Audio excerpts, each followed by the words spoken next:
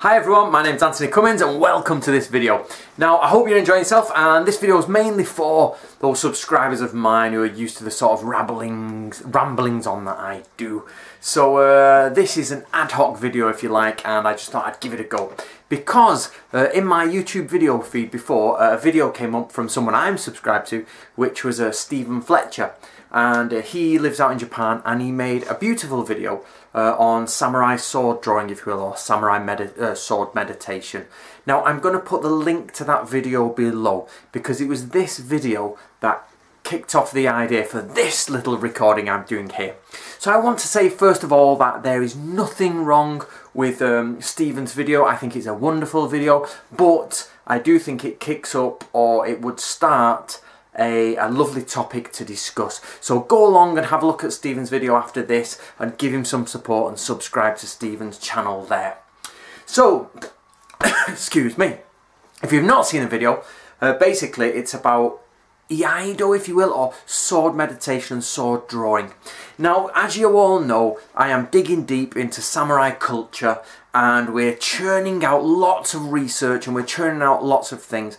Now, I'm not saying everything we do is brand new, but what we are doing is starting to imagine it's like a stream. We're muddying up the water, we're pulling it all out, because we want to, you know, re-look at the samurai from a more realistic angle. And while there's a lot of great people out there who have knowledge about the samurai, I think we've become too lackadaisical, or we've become too laid back with our approach to samurai history, and we just take samurai things for granted.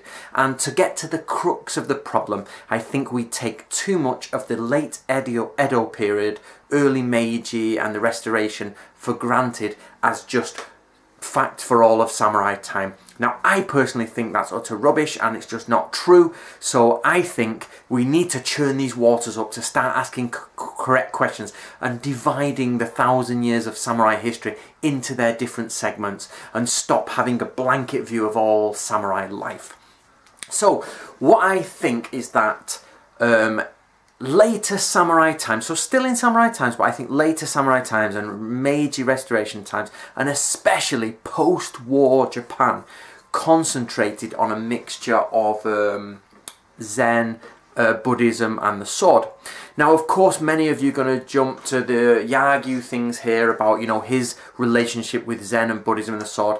And I agree fully. I do think that there is a relationship between Zen and Buddhism, but sorry, not Zen and Buddhism. Clearly there's a relationship between that, between Zen and swordsmanship. Now, of course, it's always existed, but what I'm saying is, how far over does this meter go? From all the way over here to all the way this way, from purely practical killing art all the way to killing the spirit and killing the demons within yourself.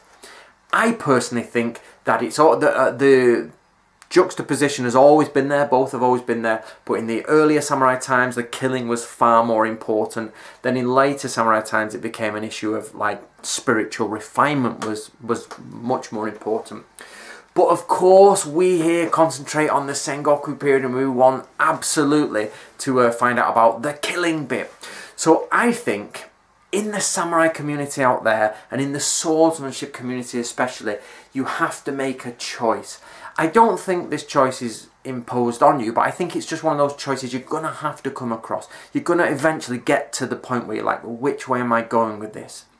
So these are the two ways. The sword has been used in Japan to kill self-ego, or to kill those incorrect things inside you, i.e. basically you track down those negative points and you use the sword to kill them inside yourself. This is an art form. It's poetic, it's graceful, it's about a mental ability. It has nothing to do with killing. It simply uses killing movements, if you want, to symbolically kill the person inside of you, you know, the evil inside of you. On the other hand, you have the outright practical murder your enemy and kill them and destroy. Now, what I do want to say is that I think the samurai literature that's come into the Western world has focused too much on philosophy and Zen, and we have got this totally skewed idea of all samurai following this Zen Bushido code, which did exist, but they follow this, and that's purely what they follow. The reason we have this is because there's too many books translated on just Zen philosophy from a samurai, because it's a good market seller, isn't it? It's like, make yourself happier, be a better person through the ways of the samurai. It's like marketing gold for the 1980s and 1990s. But now, you know, that's become a little bit cliche and cheesy, and we have to go back, you know, and I'm going back and scrubbing things and getting rid of things, and I market my stuff from the killing point of view, from the actual samurai combat skills. So I want you now to think, are you a person that concentrates purely on the art form, i.e. are you realistically looking at self-improvement, and are you going for the art form of swordsmanship? Or are you going for practical swordsmanship? That is, if you were attacked with a sword or sent back in time and you were attacked with a sword, you could defeat an enemy quickly and, you know, effectively. They are totally different. Please, guys, do not be dragged into the idea of I call it Zen sickness, where a swordsman will claim to be a great swordsman but then baffle you with Zen speeches, and at the end of the day you know he can't fight. You watch him and you're like, no, you couldn't fight. But he might be a very enlightened person. So the choice you will have to make eventually is not, do I have to choose one or the other? It's like, which one are you going to sway towards? Are you going to be more about the Zen Buddhism? Because remember, Iaido is basically Zen Buddhism, really, in the guise of swordsmanship. Or are you going to go to practical swordsmanship, physical killing techniques, where you become brutal, you become robust, and you will, you know, whip that sword out and slash people's faces off and things like that? You know, is that the avenue you're going to go down? So, right. So what you have to do though is remember, you can get both of them wrong. You can try and go down the art form route, the Buddhist Zen route, and you can be the most... So a lot of people are, to be honest, really egotistical. They think they know it all. Their terminology this, terminology that, but you know, but have no practical skill either. So they've got zero practical skill. They've got no real movement in Buddhism or Zen towards a more enlightened state or a more peaceful state, and they've simply gone down that other route, which is jargon, terminology, lack of ability, and a false sense of self-importance. So be careful you don't go down that route. The other version is that you go down the practical route and you become a bit over-aggressive, and you know, you're again self-importance, you're really good with the sword. You get these people who can just whip it out in a flash. It's like, oh, he must be able to kill fast. No, I disagree with that. Killing is not about how fast you can get the sword out. Of course that is an issue, but it's a seriously dangerous thing, and it's a seriously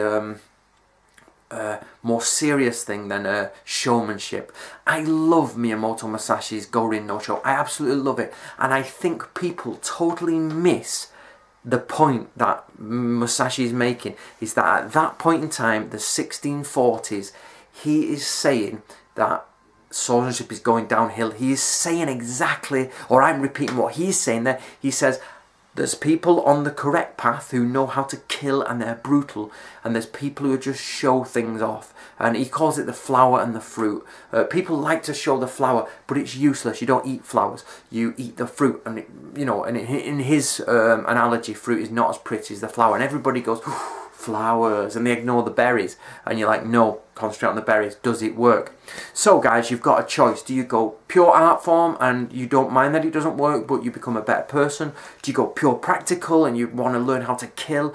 Or remember, keep away from that middle line of or that other line of going off in the wrong direction and becoming egotistical with it and thinking you know everything, and basically jargon busting. People try to put jargon into the swordsmanship to make themselves look good for a lack of competence in swordsmanship, and people, that's a linguist. If you want to be a linguist, put on your linguist outfit and go be a linguist, and of course you should learn the terms, but don't rely on the terms as being your, you know, your meal ticket, if you will, or your come on, Antony, think of the word, or your fruit, if you will, to go after Musashi.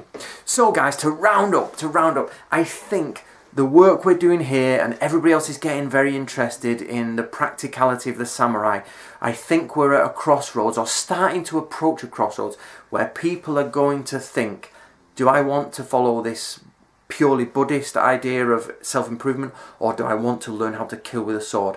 And eventually I think those who have ability will rise to the top, and you'll start seeing that in the future better swordsmen coming out and things like that, who are focused on a more practical approach.